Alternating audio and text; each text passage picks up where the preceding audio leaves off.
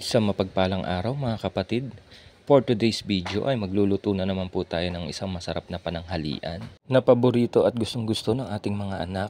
Ang lulutuin natin for today's video ay adobong pusit with lemon sauce. Uumpisahan natin ang pagluluto syempre sa pagpiprepare ng ating mga panahog o ricado. Ayan po ang sibuyas, bawang, luya, kamatis, sili at lemon. Bilang isang OFW dati ay paborito po namin itong niluluto sa ibang bansa. Lalo na pag kami ay mga day off at walang mga pasok. Sa pagkakataon na to, pinakuluan ko na rin po yung ating pusit. Ayan na po, okay na po siya. 30 seconds lang po ang pagpapakulo niyan.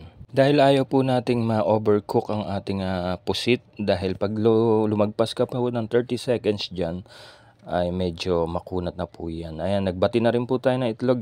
Dahil po ang kahalati po niyan ay piprituhin natin. Lalagyan natin ng crispy fry at saka ayan, lagyan muna natin ng egg. Ayan, tapos na po natin pakuluan yan guys. Inilipat na po natin ang ating pusit at binalutan. Kinoating na po natin siya. Okay na rin po yan. So, tatabi muna natin yung ating pinagpakuluan at gagamitin natin yan mamaya pansabaw ng adobong pusit. Ayan, nagprito na rin po ako ng hipon at saka pusit. Sa ngayon ay mag-uumpisa na po tayo magsangkot siya ng ating sibuyas. Siyempre, golden brown muna natin yan. Habang haluin lang po natin siya ay hanggang sa mag-golden brown siya. And then, ilagay na po natin yung sibuyas, luya, bawang at kamatis. Ayan, nandiyan na po sila lahat guys. Halu-haluin lang natin. And then nilagay ko na rin po yung ating pusit at suka at saka mga pampalasa. At ito po ang isa pang lalagyan natin na oyster sauce. Syempre, ang pampapogi. Ayan, masarap po yan.